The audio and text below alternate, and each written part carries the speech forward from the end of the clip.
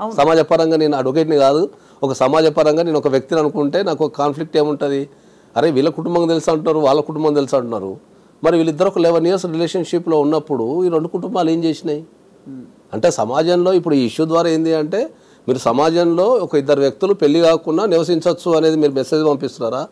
అది వ్యాలిడా ఇన్వాలిడా అనేది చట్టపరిధిలో ఏముంది అంటే ఈ విషయంపై చట్టపరిధిలో మనకు భారతదేశానికి ఉన్న బ్యూటీ ఏంటంటే చట్టం కంటే ఎక్కువ మన మోరల్కి వాల్యూ ఇస్తాం. మోరల్ వాల్యూస్కి ఎక్కువ వాల్యూస్ మన దగ్గర భారతదేశానికి ప్రపంచంలో అన్ని దేశాలకు భారతదేశానికి ఉన్న తేడా ఏంటంటే ప్రపంచంలో అందరూ చట్టానికి వాల్యూ ఇస్తారు, మనం చట్టం కంటే ఎక్కువ మోరల్కి వాల్యూ ఇస్తాం. మోరల్కి సమాజము పరిధులు వాటి కొన్ని ఉంటాయి. ఇప్పుడు చట్టపరంగా ఇప్పుడు మనం చట్టమే తీసుకుందాం అనుకుందాం, ఒక పెళ్లి కాని వ్యక్తి ఇద్దరు పెళ్లి కాని ఒక అబ్బాయి ఒక అమ్మాయిని ఒక ఇంటికి రెంట్ ఇవ్వగలుగుతారా? ఎవరన్నా ఒక ఇంట్లో రెంట్ ఇవ్వగలుగుతారా?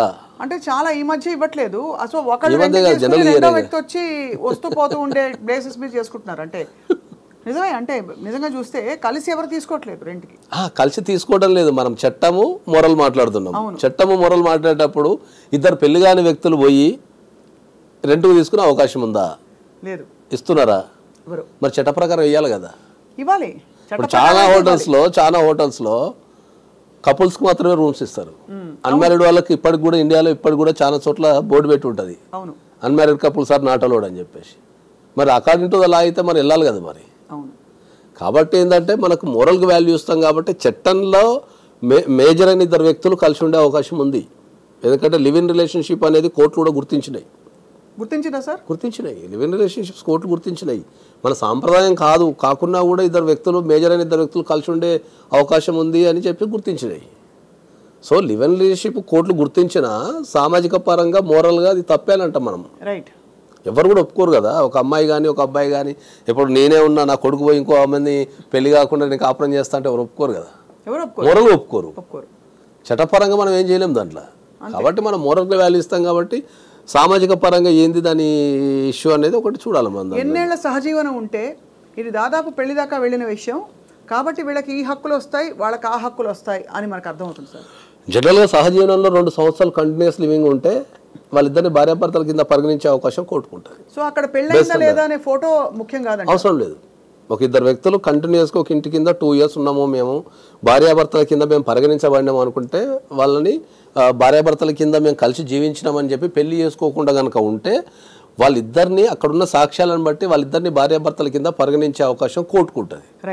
ఎప్పుడైతే భార్యాభర్తల కింద పరిగణిస్తారో అప్పుడు అన్ని రైట్స్ వచ్చేస్తాయి. ఓకే, ఇక్కడ ఇంకో క్వశ్చన్, అదే టైంలో భార్య ఇంకొక వ్యక్తితో కానీ భర్త ఇంకొక వ్యక్తితో కానీ ఎక్స్ట్రా మ్యారిటల్ అఫేర్ పెట్టుకుంటే, అంటే నేను అనేది live in relationship come marriage అని ఏదైతే అనుకుంటున్నామో దాని ఆ పరిధిలో జరిగితే అది చట్ట కోణంలో నేరమా, శిక్ష పడే నేరమా? అంటే ఇప్పుడు మనకు 2 అంశాలు ఉంటాయి దీంట్లో. మనం కొద్దిగా విపులంగా చెప్పాలంటే ఏంటంటే ఇప్పుడు పెళ్లి కాలేదు అనుకుందాము, పెళ్లి కాకుండా ఒక ఇద్దరు వ్యక్తులు లివ్ ఇన్ రిలేషన్షిప్లు ఉన్నారు, 2 years అయిపోయింది, తర్వాత ఐదర్ ఆఫ్ ద పార్టీ ఇంకోలతో రిలేషన్షిప్లో వెళ్ళిపోయింది అనుకుందాము.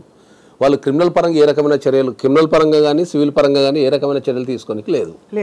అదే ఇద్దరు వ్యక్తులకు చట్టపరంగా పెళ్ళైంది, దాంట్లో ఎవరో ఒక పార్టీ అడల్టరీ మనం మెయింటైన్ చేస్తున్నారు అనుకున్నప్పుడు వాళ్ళు క్రిమినల్ కేసు లేదు ఇండియాలో, సివిల్ కేసెస్ ఉన్నాయి. సివిల్లో డైవర్స్ అడగటం కానీ కాంపెన్సేషన్ అడగడం సివిల్ రైట్స్ ఉన్నాయి. క్రిమినల్ రైట్స్ లేవు ఇండియాలో. పోలీస్ స్టేషన్కి వెళ్ళి కంప్లైంట్ ఇచ్చుకునే అవకాశం. ఇక్కడ అర్జెంట్ గా ఒకటి ఫోటోలు ఏం పెట్టి ప్రూవ్ చేయక్కర్లే పెళ్లి చేసుకున్నామని, ఎందుకంటే live in it self is equal to 2 years of living is equal to marriage. But at the same time, if either of the parties decided to move away and say I want another person on my life అని వాళ్ళు move away చేస్తే చట్ట పరిధిలో అది criminal crime కాదు, civil rights ఉన్నాయి వాళ్ళకి. పెళ్లి అయితే సివిల్ రైట్స్ ఉన్నాయి. సో ఆ టైంలో వచ్చి నాకు ఫలానా మనిషి కావాలి అని పట్టుబడితే కోర్టు ఎలా అనుకుంటుంది? నాకు అతనే కావాలంటే ఇప్పుడు లావణ్య నాకు రాజ్ తరుణ్ కావాలని పట్టుబడుతుంది. అవును, ఇప్పుడు లావణ్యకు రాజ్ తరుణ్ కావాలని పట్టుబడ్డప్పుడు ఏంటంటే దీంట్లో మళ్ళీ 2 అంశాలకు వస్తాం మనం. మ్యారేజ్ అయిందా, మ్యారేజ్ కాలేదా? మ్యారేజ్ కాలేదు అనుకుందాం, 2 years అమ్మ కంటిన్యూస్ లివింగ్ చూపించేసి కోర్టులో కేసు వేసుకోవచ్చు, ఏమని ఆర్సీఆర్ వేసుకోవచ్చు, నేను కలిసి ఉంటా అని చెప్పి వేసుకోవచ్చు. డొమెస్టిక్ అంటే ఇప్పుడు మనం కేసులో ఏం కాబట్టి ఏం నడుస్తుందో మనకి ఎట్లా తెలుస్తుంది? ఇప్పుడు మీరైనా నేనైనా కూడా మనం మీడియాలో వచ్చే కథనాలను బట్టి మనం మాట్లాడుతున్నాం. అంతే, వాస్తవాలు ఏందనేది ఎవరికి తెలియదు. వాళ్ళు చెప్పినా వీళ్ళు చెప్పినా మనకు తెలియదు. వాళ్ళ రైట్స్ అంటే ఇలాంటి పరిస్థితులలో ఎవరికి ఏం రైట్స్ ఉంటాయనేది మనం మాట్లాడుతున్నాం. సో ఆ మాట్లాడే క్రమంలో ఏంటంటే ఒకవేళ కంటిన్యూస్ లివింగ్ కనుక 2 years ఉండి ఆమె చూపించగలిగితే ఆ లివింగ్ రిలేషన్షిప్ ఇంత లాంగ్ టర్మ్ రిలేషన్షిప్ కనుక కోర్టులో ప్రూవ్ చేసుకోగలిగితే ఆమెకు ఆల్రెడీ వచ్చేస్తాయి. వస్తుంది అంటే షీ కెన్ క్లెయిమ్ కాంపెన్సేషన్ అంతే. ఎస్, ఆమె లాస్ అయితే కాంపెన్సేషన్ వేసుకోవచ్చు. తర్వాత ఒకవేళ కంటిన్యూస్ లివింగ్ చూపిస్తే భర్త కింద క్లెయిమ్ చేసుకోవచ్చు. ఏం క్లెయిమ్ చేసుకోవచ్చు? భర్త నాకు కాపురాన్ని పాపని క్లెయిమ్ చేసుకోవచ్చు. అవసరమైతే ఎక్కడ ఉంటే అక్కడ నేను పోయి నివసిస్తాను మీరు డొమెస్టిక్ వైలెన్స్ కింద రెసిడెన్స్ ఆర్డర్ వేసుకోవచ్చు. అన్ని చేయొచ్చు. కాంటాక్ట్ చేయకుండా ప్రొటెక్షన్ వేసుకోవచ్చు. ఇవన్నీ చేసుకోవచ్చు. కానీ వీళ్ళిద్దరూ దాదాపు విడిపోయి ఇది ఎప్పటిలోగా వేస్తే కనుక ఇప్పుడు సపోజ్ నేను చెప్పేది A, B ఉన్నారండి, వీళ్ళిద్దరు కాదు పేర్లు వాడద్దు మనం, ఎందుకంటే మీరు అన్నట్టు వాళ్ళని గౌరవిస్తూ వాళ్ళ ప్రైవసీని గౌరవ చట్టాలని గౌరవిస్తూ మనం A, B ఉన్నారు, కొంతకాలం కలిసి ఉన్నారు ఆల్మోస్ట్, తర్వాత వాళ్ళు విడిపోయారు. ఆ విడిపోయిన కొంతకాలం తర్వాత ఒక 2-3 ఏళ్ల తర్వాత ఒకళ్ళు సడన్గా మేల్కొని నాకు అతనే కావాలి, అతను వేరే రిలేషన్షిప్ పెట్టుకుని వెళ్ళిపోయాడు అని అంటే ఇజ్ దట్ వ్యాలిడ్? ఎందుకంటే 2 ఏళ్ళు 3 ఏళ్ళు ఊరుకుని లేదు గ్యాప్ వచ్చిన తర్వాత 2 years 3 years కలిసిన తర్వాత ఆ రిలేషన్షిప్ అనేది కంటిన్యూ అవుతుంటే మీకు వేసుకోవచ్చు. దాన్ని కంటిన్యూ కాలేదనుకోండి, మధ్యలో కంటిన్యూ కాకపోతే మళ్ళీ అది క్వశ్చనబుల్ అయిపోతుంది. అది నథింగ్ బట్ వైడ్ అయినట్టే ఉంటుంది అది. రైట్. అట్లా ఇప్పుడు ఒక 2-3 సంవత్సరాలు కలిసి ఉండి తర్వాత మళ్ళీ 2-3 సంవత్సరాలు కలిసి లేవనుకో మళ్ళీ fresh cause of action arise అవుతుంది మీకు. అంతే అంటే అదే ఎందుకంటే కలిసి ఉండి ఒక ఇంటి కింద కలిసి ఉండి ఒక 2-3 years తర్వాత విడిపోయినా కూడా మనం రెగ్యులర్ కాంటాక్ట్లో ఉండాలి. అది రెగ్యులర్ కాంటాక్ట్ మళ్ళీ క్లెయిమ్ చేసుకోవచ్చు. రెగ్యులర్ కాంటాక్ట్ లో లేని పక్షంలో మళ్ళీ డిసాల్వ్ అయిపోయిన రిలేషన్షిప్ పరిగణించడానికి ఎక్కువ తావు ఉంటుంది ఎక్కువ. సో మొత్తానికి సార్ అంటే చాలా ఆందోళనకర విషయం ఏంటంటే సార్ ఇవన్నీ మనం ఇవాళ న్యూస్ రూమ్లో కూర్చుని ఈ లివింగ్ ఇన్ కావచ్చు, ఇది ఏదో పెద్దరికంగా ఎవరో ఏదో హితబోధ చేస్తున్నట్టు కాదు, కానీ సమాజ పరిధిలో ఇదివరకు లేని విషయాలు చాలా మాట్లాడుతున్నాం.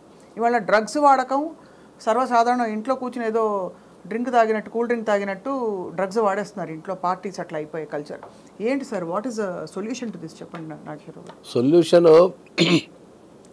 ఉమ్మడి కుటుంబ వ్యవస్థ ఎప్పుడైతే చీలిపోయిందో ఇండియాలో సమస్యలు అన్నీ వచ్చేసినాయి కుటుంబాలకి, ఇంకా కుటుంబాలకు సమస్యలు అన్నీ వచ్చేసినాయి.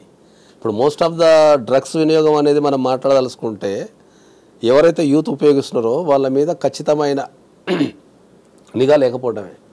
నిఘా ఎందుకు లేదు అంటే ఏంటంటే తల్లిదండ్రులు వాళ్ళ లైఫ్లో బిజీ ఉండటం ద్వారా ఏంటంటే వాళ్ళు గుడ్డే నమ్మేస్తున్నారు. ఇప్పుడు మమ్మీ ఒక పార్టీకి వెళ్ళొస్తా అంటే వెళ్ళిపోమంటున్నారు, కానీ ఆ పార్టీలో ఏం జరుగుతుంది, ఆ పార్టీ ఎక్కడ జరుగుతుంది, ఎవరెవరు ఫ్రెండ్స్ ఉన్నారు అని ఆలోచించేంత టైం ఎవరికి లేదు. ఇంతకుముందు ఏంటంటే మంది ఉమ్మడి కుటుంబం కాబట్టి అన్ని ఏజ్లో వాళ్ళు ఉంటుండే, తల్లిదండ్రులు బిజీ ఉన్నా వాళ్ళ తల్లిదండ్రులు ఎవరైతే తాతమ్మో నాయనమ్మో ఇంటికి వాళ్ళు కూర్చొని అందరు ఎటు పోతున్నారు, ఏం చేస్తున్నారు, ప్రవర్తన ఎట్లుండదని చూస్తుండే.